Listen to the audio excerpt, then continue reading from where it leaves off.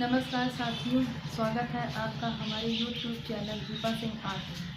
साथियों, जैसा कि आप सभी को ज्ञात है कि जो इस समय वर्तमान चर्चा का मुद्दा है वो है पुरानी नियमावली से नया विज्ञापन जारी हो।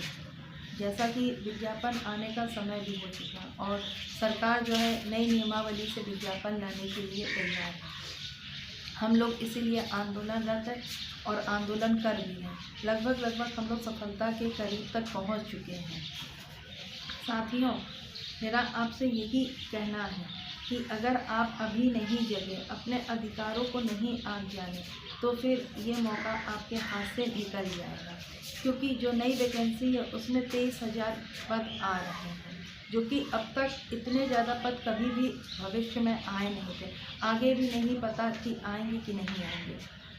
जो भी अभी तक विज्ञापन है, इतनी पदों की संख्या कभी नहीं बढ़ी थी जितना अब आ रही है।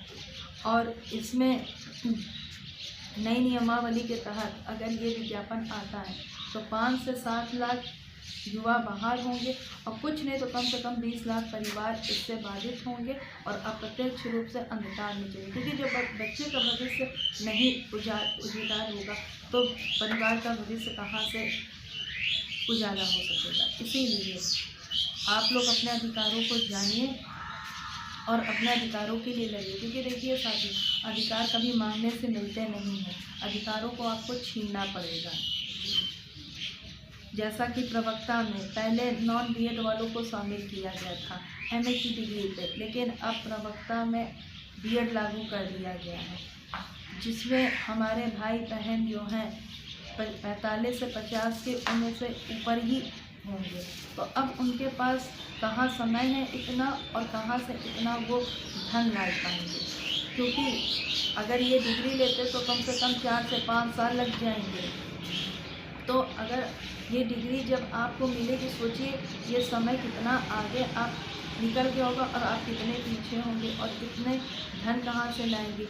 और ज़्यादातर यहाँ के जो युवा हैं किसान वर्ग से, मजदूर वर्ग से, कुछ तो ऐसे भी हमारे भाई बहन हैं जो मजदूरी भी करते हैं, काम भी करते हैं और अपने पढ़ाई भी करते हैं। रात में जग के दिन भर काम करेंगे, बेचारे रात में अपनी पढ़ाई करेंगे।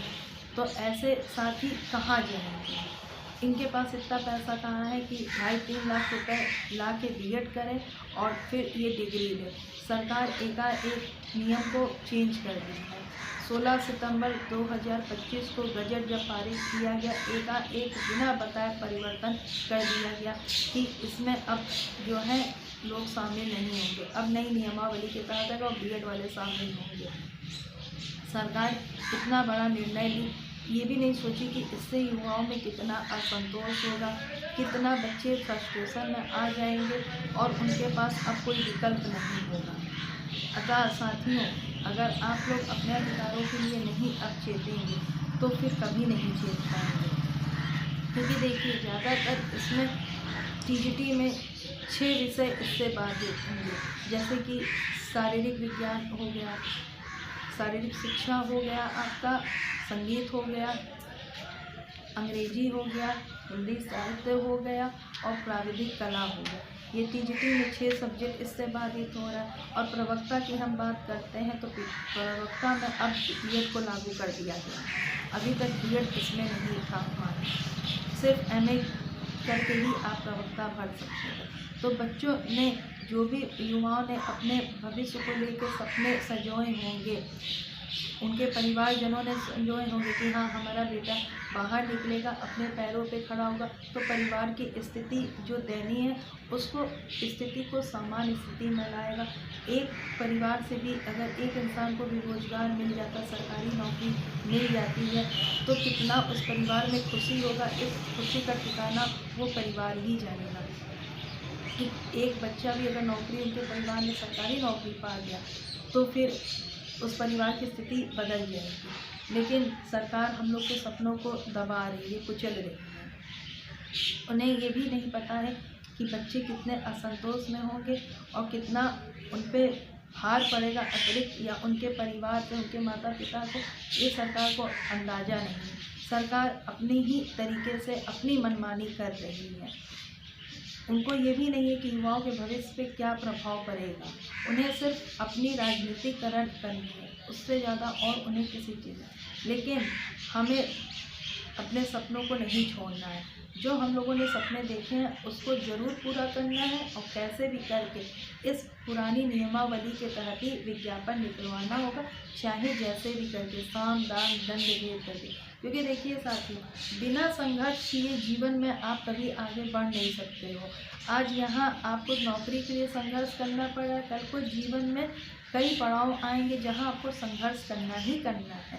अगर आप रण छोड़ के भाग जाएंगे तो कभी भी आप नहीं कुछ कर पाएंगे, क्योंकि वो इंसान कभी कुछ नहीं कर सका जो डर गया है, जिसके अंदर निराशा ने घर कर लिया है, और जो नतमस्तक हो चुका है, कह दिया कि अब हमसे ये नहीं हो पाएगा।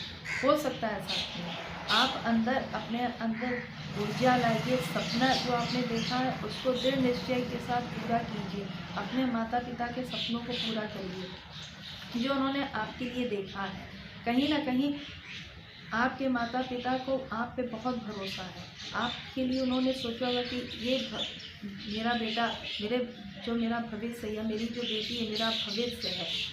आप पे गुरूर होगा आपके माता पिता को। तो मैं चाहती हूँ आप अपने माता पिता के सपनों को मत जाने दीजिए, या अपने सपनों को कैसे भी करके आप इस विज्ञापन में अपनी लाइए। पुरानी नियमावली के तहत इस विज्ञापन को सरकार से कहिए कि वो आए पुरानी नियमावली के तहत, और उसमें अपनी एक सीट पक्की कीजिए। इस संगठन से जुड़िए, सक्रिय रहिए, और एक नौकरी आप पक्की कीजिए। अगर हर घर से एक इंसान को भी ये सरकारी नौकरी मिल गई तो स्थितियाँ जो दयनीय बदतर हैं, बहुत अच्छी स्थिति हो जाएगी, और हर इंसान रोजगार पा सकेगा। लोगों के मन में जो असंतोष है, निराशा है, निराशा ने घर कर लिया, या जितने बच्चे जो हैं सोच रहे हैं अब हम क्या करें, अब तो हमारा सपना छूट गया, अब हमें फिर अपने गांव जाना, अब अपने घर चले भी गए, गाँव भी चले गए, आपको वहाँ जाके क्या हासिल होगा। कभी सोचा है आप लोगों ने आपके माता पिता पे क्या बीतेगी। समाज तो आपको कहेगा कि अरे ये समय बिता के आ गए, इनके पास तो कुछ है ही नहीं, इन्होंने समय, आपकी 4 से 5 साल समय जो लगा उसका हिसाब किताब कैसे होगा ये बताइए। आप यही सोचेंगे कि हमसे भाई नहीं हो पाएगा। हो सकता है, अगर आप अपने सपनों को देखा है तो उसको पूरा करने के लिए दिनों रात जद्दोजहद कर दीजिए कि नहीं, ये पुरानी नियमावली आनी है और आएगी, और इसमें हम सभी लोग अपनी एक नौकरी पा के जरूर रहेंगे, चाहे जैसे भी करके। सरकार के आगे हम लोगों को नतमस्तक नहीं होना है, हम लोगों को अपनी बातें रखनी है, और इसी पुरानी नियमावली के तहत हम लोगों को एक नौकरी पानी है, कैसे भी करके। क्योंकि अगर अभी नहीं तो कभी नहीं, अगर आप अभी नहीं चेते तो भविष्य में कभी आप नहीं चेत पाएंगे, और आप सोते ही रह जाएंगे। किसी ने कहा है जो जागता है वो पाता है, जो सोता है वो खोता है। तो साथियों, जो पुरानी बातें हैं या कहावत है हमारे बड़े बुजुर्ग कह के गए हैं, तो उसे आप मानिए और अपने सपनों को साकार कीजिए, अपने परिवार के सपनों को साकार कीजिए। क्योंकि जब तक आप अपने पैरों पे खड़े नहीं रहेंगे, आपकी ना पूछ घर परिवार में होगी ना समाज में। आप समाज को क्या दे सकेंगे जब आप अपने पैरों पे खड़े रहेंगे? आपको सम्मान की स्थिति नहीं मिलेगी, ना सम्मानजनक आप स्थिति कभी बना पाएंगे। आप अपने परिवार के लिए चाह के भी कुछ नहीं कर सकेंगे, अपने माता पिता के लिए, क्योंकि आपके पास रहेगा ही नहीं कुछ, और आपको मिलेगा तो वो इसी सरकारी नौकरी से पुरानी नियमावली के तहत जो नियमावली आ रही है अभी। साथियों, इसमें 23,000 पद हैं। इतने पद आज तक कभी नहीं आए थे, और भविष्य में भी पता नहीं है कि कब आएंगे क्या होंगे। जैसा कि माध्यमिक शिक्षा परिषद की जो नियमावली चली आ रही है, 5 वर्षीय 8 वर्षीय योजना, आप लोग इससे भली भांति परिचित हैं। 2022 का फॉर्म भरा के 2026 में एग्ज़ाम कराया गया। एग्ज़ाम भी कैसे हुआ आप सभी लोग देख लीजिए, मेरिट कितनी हाई है। तो आप लोग जगिए, चेतिए और अब सोचिए।